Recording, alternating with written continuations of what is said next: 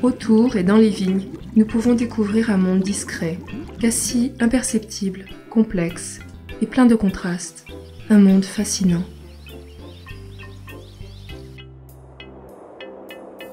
Voici le faucon cresserelle, un rapace qui aime les espaces ouverts avec peu d'arbres.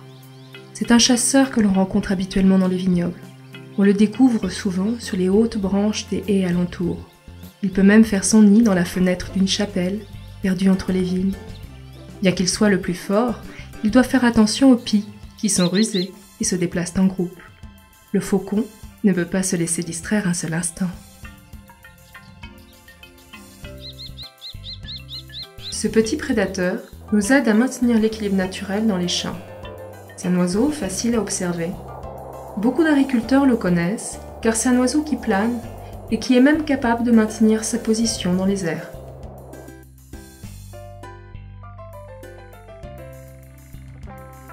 Voici un nid avec des poussins d'engoulevent, un oiseau qui a de grandes facilités à se camoufler.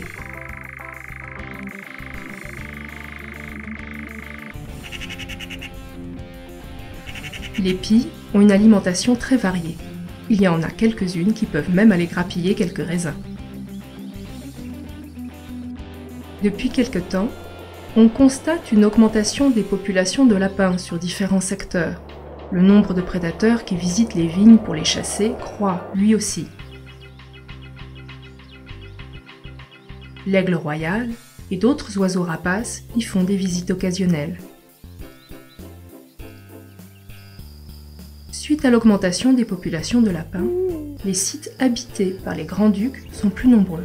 Et dans les nids où étaient élevés auparavant 1 à 2 poussins, on en trouve aujourd'hui jusqu'à 3.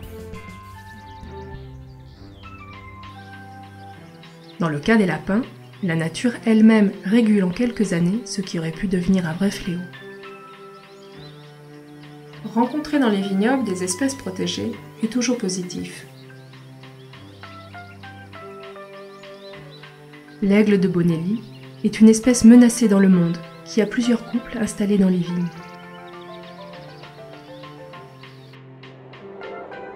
En général, toutes les espèces de rapaces sont protégées. Voici le faucon pèlerin, et ceci est un gros épervier.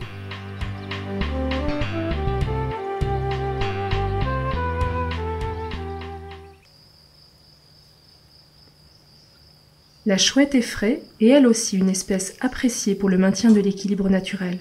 La base de son alimentation est constituée de petits rongeurs. Toutes les espèces de chauves-souris sont protégées. Elles sont très utiles pour le contrôle des populations de moustiques et d'autres insectes qui pourraient devenir un vrai fléau.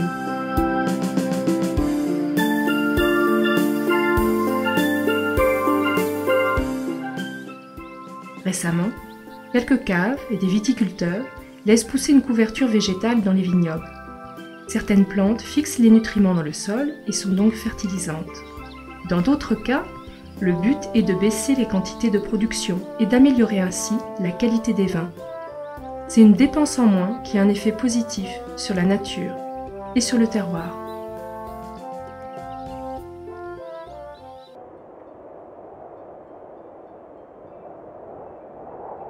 En hiver, il y a beaucoup d'oiseaux qui cherchent des insectes et les graines des plantes entre les vignes. Le rouge-queue noir est un bon insectivore.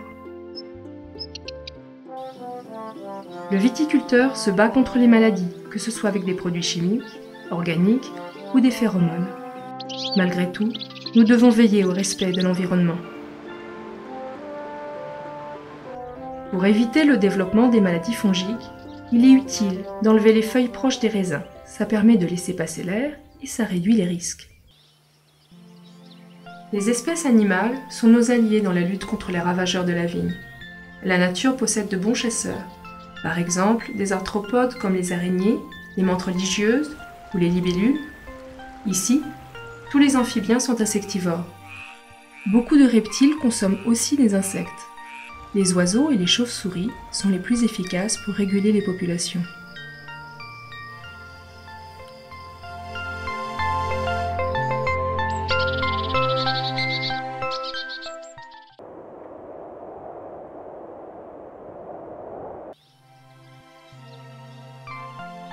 Entre la forêt et la vigne, il y a des petits coins où la couleuvre fer à cheval peut venir prendre le soleil.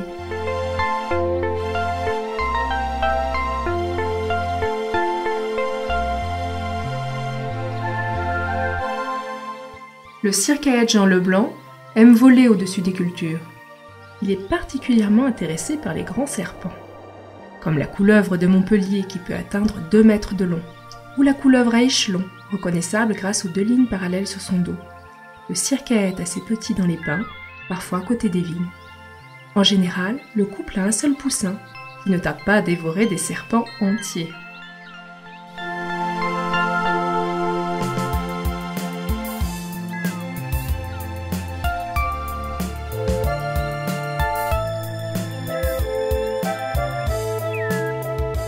Le Dichnème criard a disparu du Pénédès.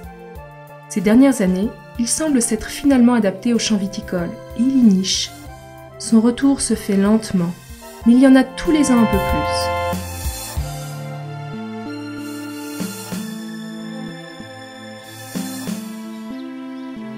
À travers du programme Biodivine, on a obtenu des images de quelques-uns de ses habitants des vignes.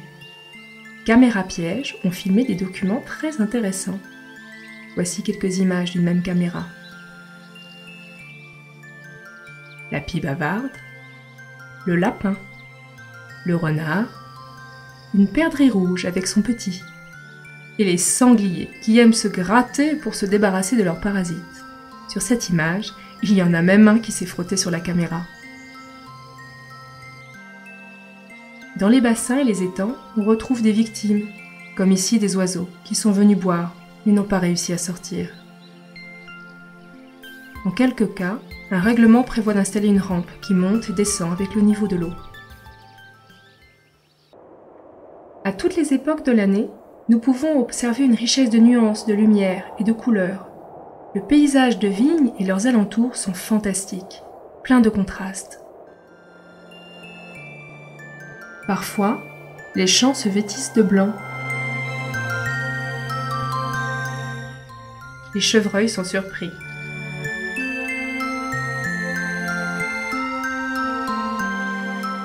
Très vite, la vigne sort ses premiers bourgeons, et peu à peu, tous les tons de vert émergent dans l'appellation.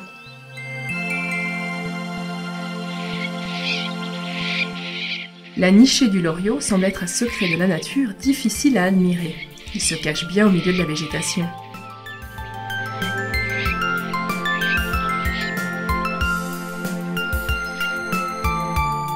Malgré la température chaude de l'été, le paysage conserve une verdure rafraîchissante.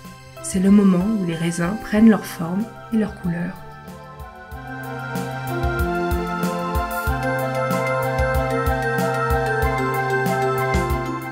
Avec l'automne, la vie fourmille, la vendange, les premiers champignons récoltés et les fruits sauvages du prunelier, du mûrier et des aubépines.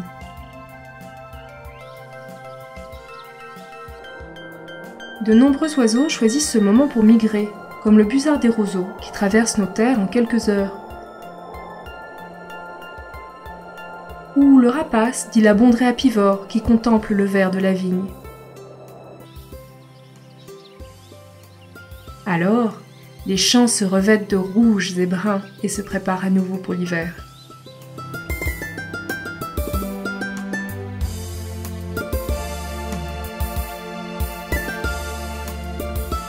Dans les haies, nous trouvons encore les derniers cynorrhodons de l'églantier, quelques grenades à moitié éventrées qui alimentent la fauvette mélanocéphale.